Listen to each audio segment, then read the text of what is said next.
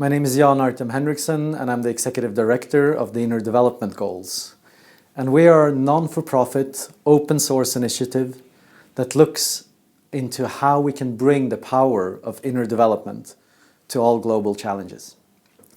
And I think we all recognize this beautiful logo of the Sustainable Development Goals, and we also recognize the 17 areas where we as humanity have agreed that this is what creates a flourishing and sustainable planet. And it's also sad to see that we're not making progress. In many of them, we're even declining as time goes by.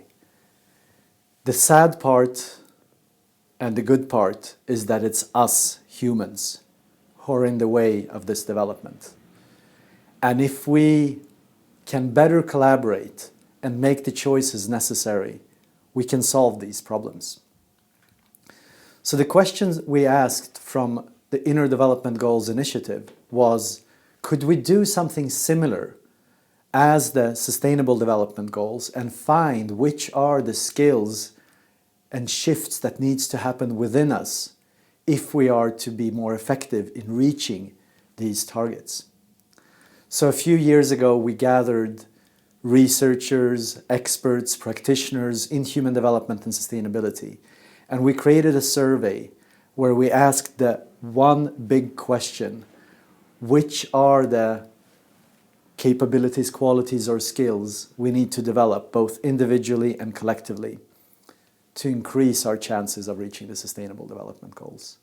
And of course, all the researchers had their language, or practitioners, their skills and models. And then we had 2 independent scientists coding all the answers and seeing if we can find some skills that we all agree upon. And now we're going to talk about the 5 dimensions of human development. It's almost like 5 big buckets or areas where we could grow, and the 23 skills that we can and maybe even should develop in order to face complex challenges better. And the IDGs, we're working with organizations and with governments, and we think that we grow together and we need each other to grow and to develop. Costa Rica is one of the first countries who have adopted the Inner Development Goals framework with the 5 dimensions, and there are many big organizations like Google, IKEA, Ericsson working with this. So now let's jump in and learn about the 5 different dimensions and the 23 skills divided into each of these dimensions. Let's start with the dimension of being.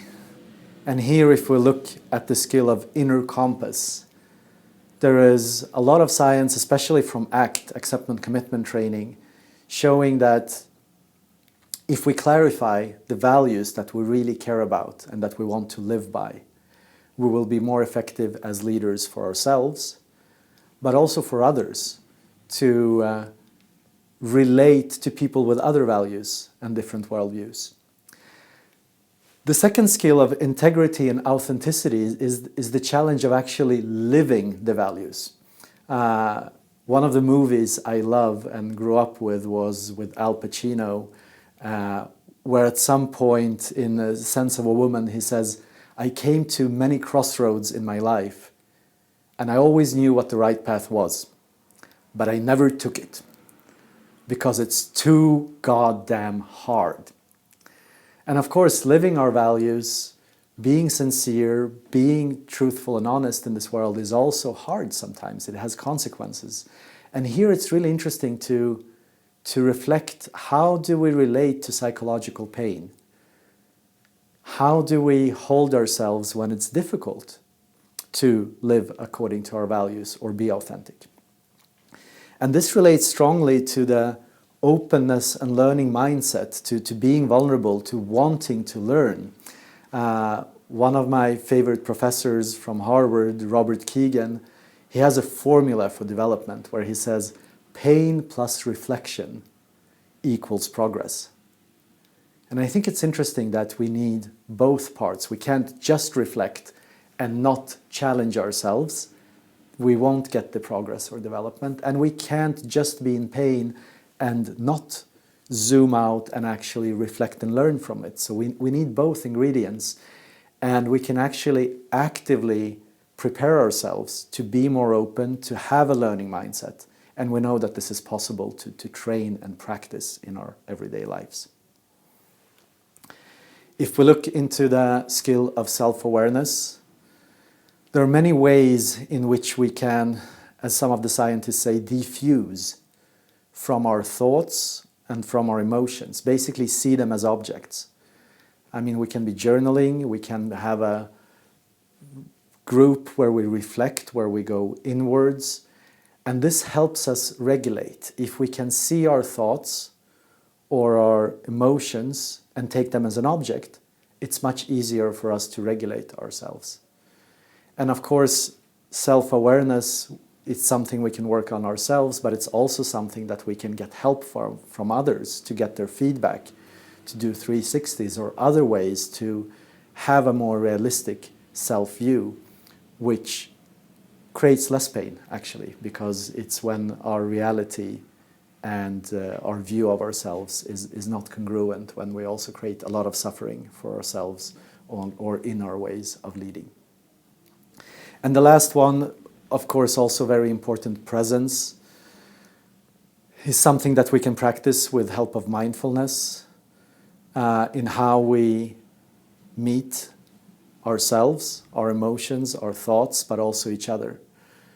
And I think more and more people have a daily meditation practice, but you can actually do anything with presence. You can do sports with presence, you can play your guitar or any instrument and therethrough practice presence. And it's shown to have big effects in our ways of living, relating, and leading ourselves and others. If we look into the dimension of thinking, there are many skills that we can develop, because sometimes when we think about thinking, we think about intelligence, IQ, that is, of course, we can also develop, and everything can be developed, but it's hard to do major shifts there. But we can grow in our critical thinking, where, of course, most people think they're good in critical thinking. I can ask you who here is better driver than average? We always have these biases where we think that we are better than average, that I'm good at this. But if we actually look at critical thinking, many times we're embedded into protecting ourselves or our image and not always seeing it from both sides. There are many biases that we can become aware of. And of course, it can also become too much of a good thing. Most of us are maybe not critical enough. There are, of course, people who are too critical to the side that it becomes cynical. And my question to you is, do you have a good balance here? Do you consider facts from many different points of view? And how can we actually grow in doing that and maybe seeing something from another point of view? When it comes to complexity awareness, it's a skill of maybe seeing the stakeholders, also understanding that there are many factors usually influencing a complex problem, and seeing if we can draw them out and see how can we seek more perspectives when we're working with complex issues. For me, it was a big insight from a tool called Lectica that works with perspective seeking, taking, and coordinating. So it's 3 different skills. And the paradox here is, if we're good with taking perspectives, naturally, we think that we have many perspectives on a problem. We're not always good at seeking perspective from other people. And then to coordinate these perspectives and say that the 2 of you need to talk, and how can we have more perspectives on this problem. So this is a skill that can truly be practiced into seeing systems. Peter Senge has done a lot of great work with system thinking, and how we can grow in coordinating and seeking perspective actively from other people. Sense making is a skill that how we relate to the unknown and how we create stories. There are ways where we can mature in our sense making. Again, when early on in our lives, many times our sense making is protecting ourselves, trying to create stories showing how good we are or how knowledgeable or competent or so we are. And that's what our sense making or stories are much about. As we mature, we become more and more values driven, and our sense making is more, is this ethical, is this right, is this in accordance to my values, to what I think is meaningful.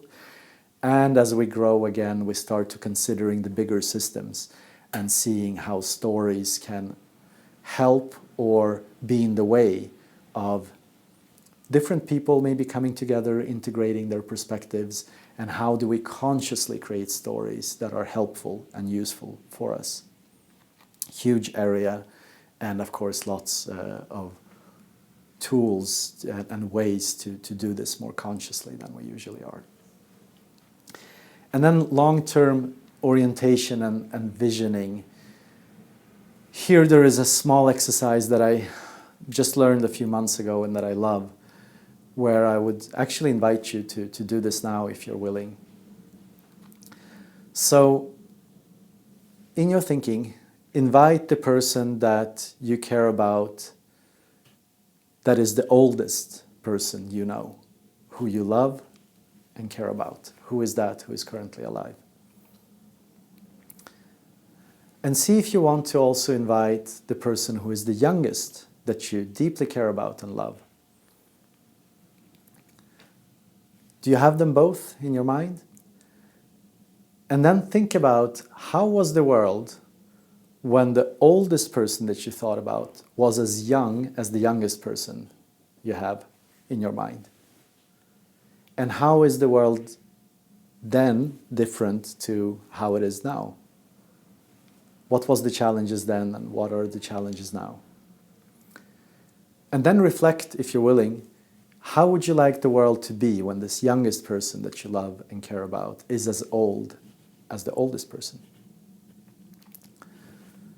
So this is a small nudge and an exercise that can actually shift our perspectives in how long-term we think and vision. And of course we can do this much more deeply.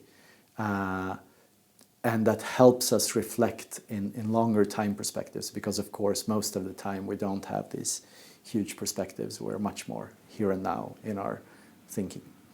So if we go to the third dimension of relating and how we care for each other and the world, there are some different skills, and I would like to start with appreciation. That is so important because our brain is a problem solver. We usually focus on what is negative. Most of our thoughts are actually negative.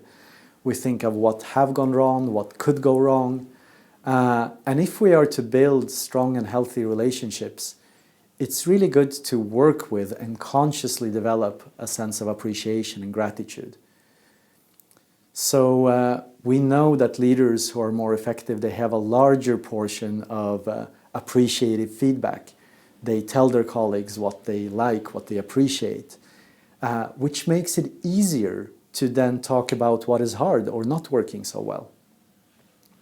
And this, of course, relates to ourselves also. We know that if you, just before you go to bed, think about things that you're grateful for, it will strengthen you and help you face challenges or handle stress, because the sense of gratitude and appreciation is so core in our human experience, and we really need to work with it consciously, because we see, if you look at the news, it's mostly negative news that we are talking and focusing upon because they evoke so much more emotions. But we need to balance that in order to create healthy relationships in both our private and professional lives.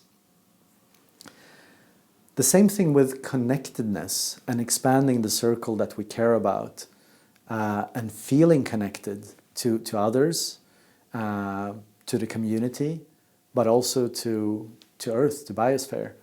And we have seen here that nature quests is something that helps people to regulate their nervous systems and connect more deeply. So being and spending time in nature is really powerful, but also consciously thinking about how do we work against this polarization that is happening in society due to social media and so on. How can we relate and understand people more deeply? So if we look at humility as a skill, it's a lot about how do we ask questions? How do we stay humble even if we think we know? And ask and inquire people and really listen to their perspectives.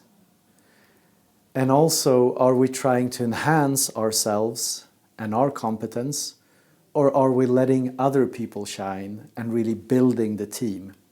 And here we can see that good leaders, those who create most impact, usually have the skill and the ability to stay humble and to push others ahead and letting them shine. And they usually have the ability to ask really, really good questions.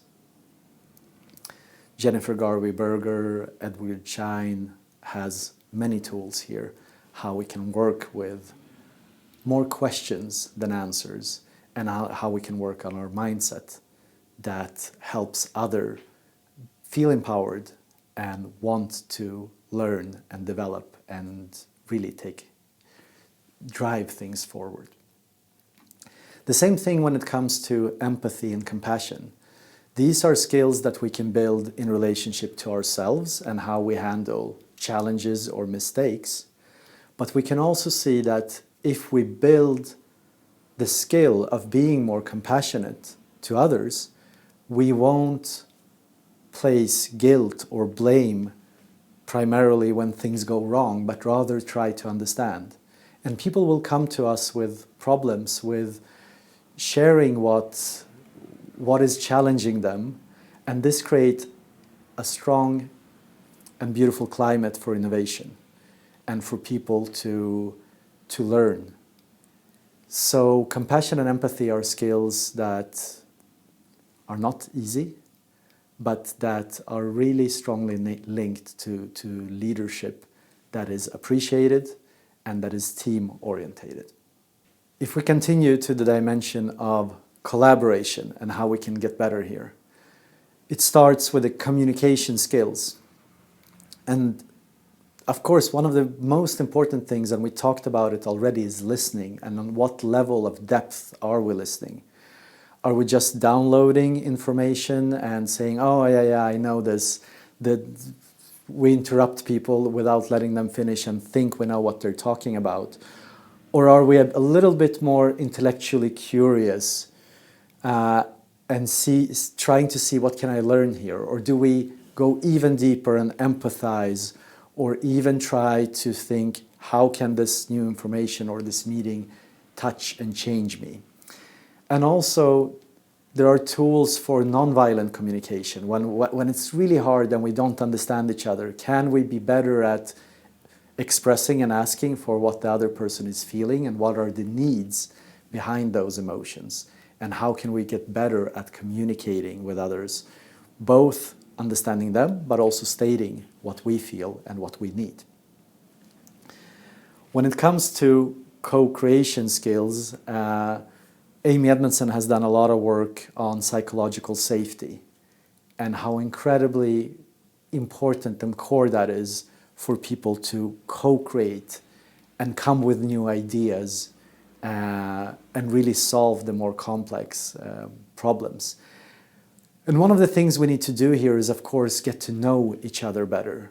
There is a simple exercise called the shield, where we talk about our strengths and weaknesses and mistakes. And if we do that, if we create a climate for collaboration, it's much bigger chance that we will actually solve the problems and handle differences in better ways. We can also do simple things like a check-in, where before we start a meeting, everybody takes around the table and just takes 30 seconds or 1 minute to share what's going on in their lives or during their day or week. And that helps individuals who maybe are more introverted or a bit more shy to actually make their voice heard. once they have an idea or later on in the agenda. So there are many ways in which we can help and structure a collaborative and co-creative atmosphere when we're working. And of course, if we look at the skill of inclusive mindset and intercultural competence, it starts with the self-awareness again. We talked about clarifying our personal values. And there is a paradox here. The more clear you are about your own values and the more you understand your own culture, the bigger the chance that you will be able to include people with other values, other cultures, other worldviews, and not find them strange, because then you can take your own values as an object and look at it and relate and collaborate with people who are different from you. Just to take an example, I'm born in Soviet Union. It's a very harsh, confrontative, maybe even masculine culture in that way. A bit more similar to the Israeli and French culture. My longest relationship was with a French girl, and she was very eager to have intellectual confrontations and around the dinner table to argue and to find good arguments. And I love that, because that was my background from Ukraine, where I'm born. And of course, seeing the very painful confrontations now is awful to see what is happening. And at the same time, if I look at my Swedish upbringing, where I spent quite a lot of time, the culture here is much more inclusive and avoiding of confrontations and trying to see where we agree instead of disagree. So it's a very different dinner conversation culture than in France or Israel or Ukraine or Russia. So by seeing the biases that our culture brings with us and having the willingness to include others who are different is a skill. And of course, we need to start with us and self-understanding, but also a curiosity about other cultures, other ways of being. And it includes not only cultural diversity, also neurodiversity. There are people with disabilities who are 1/7 of all of us have some kind of disability or neurodiversity.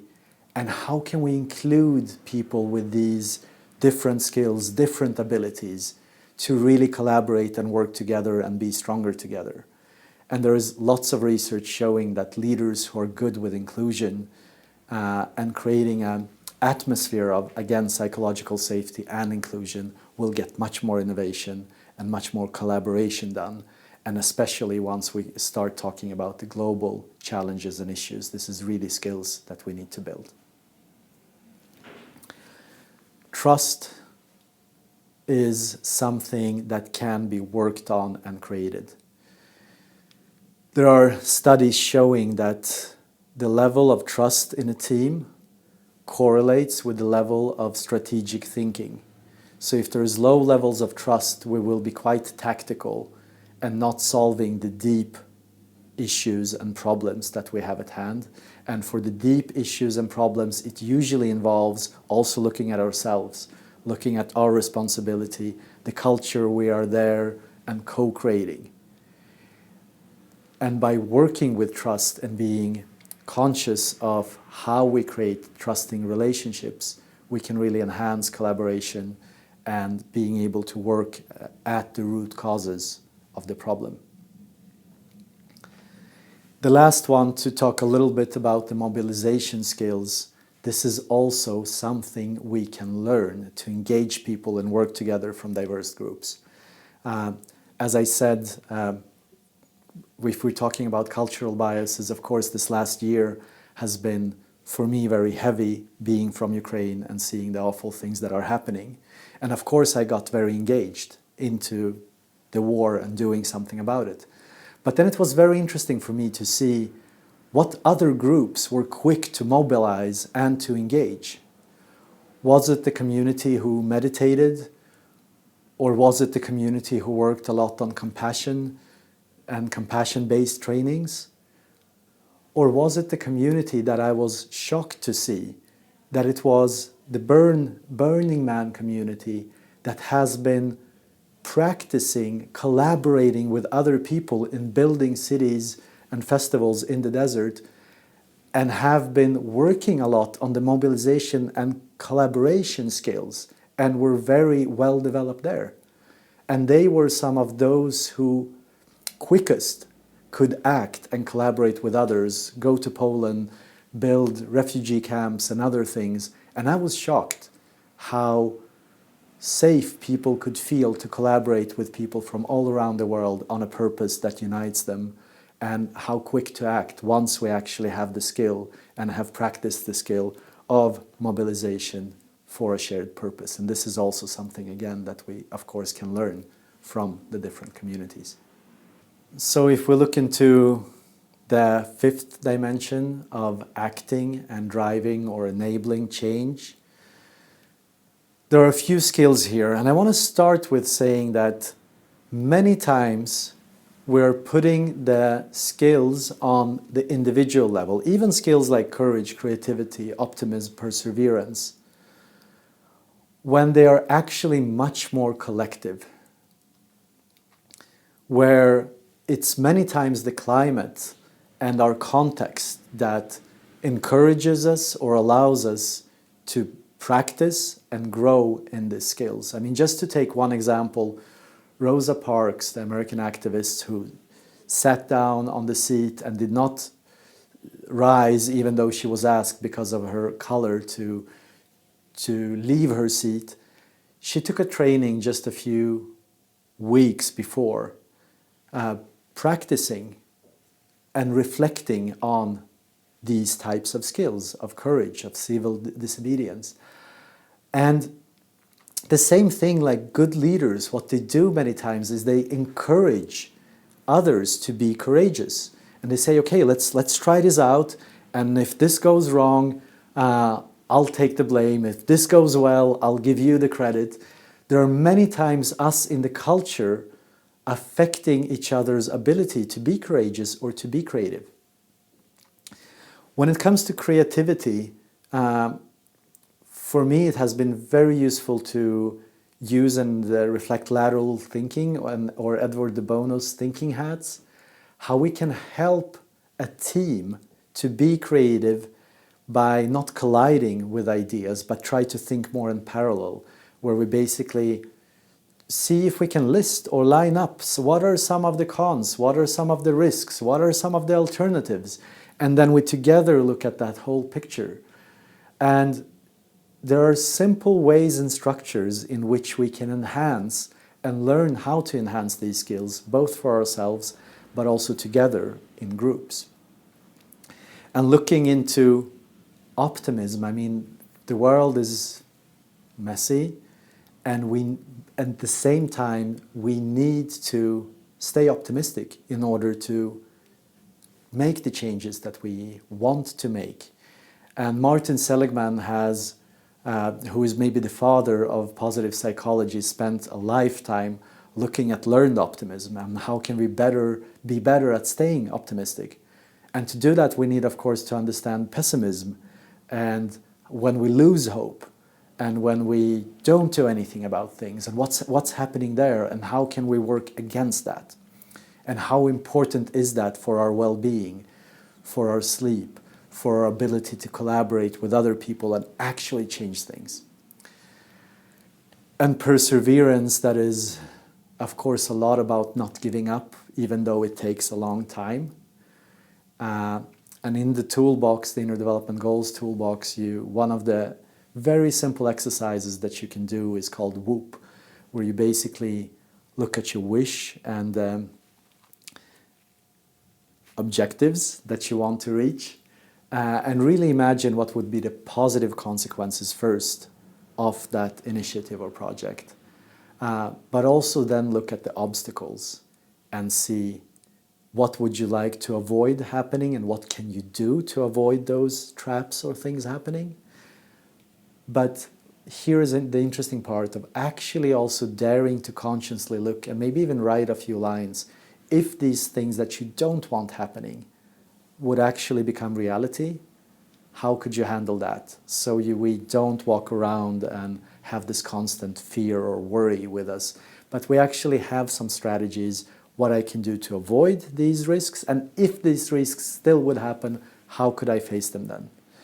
And just these simple cognitive exercises or ways to reflect help us to be better at these skills and really enable the change that we want to see and stay with the projects and initiatives that are important for us long term. So, we have looked at the 5 dimensions of the Inner Development Goals framework, and of course the first draft of it, we're doing a big survey in the coming 2 years, 2023 and 2024, to get more voices, more perspectives into this from many countries around the world, and also to hear your ways of working and developing these skills and methods, tools to grow in this. So we hope in about 2 years to have an updated framework and with many, many more tools and methods. If you're curious to learn more about this, we're having monthly gatherings that you can find on our website with different thought leaders presenting their view and their expertise on some of the dimensions or skills and how to develop them, and how this connects also to the larger challenges that we're facing as humanity. And we also have a yearly summit, usually in October. Last time we were about 800 people in person and 5,000 people online, and we think we can be the double amount at least this year. So we really hope you want to join us and explore how we together can bring the power of human development to all global challenges.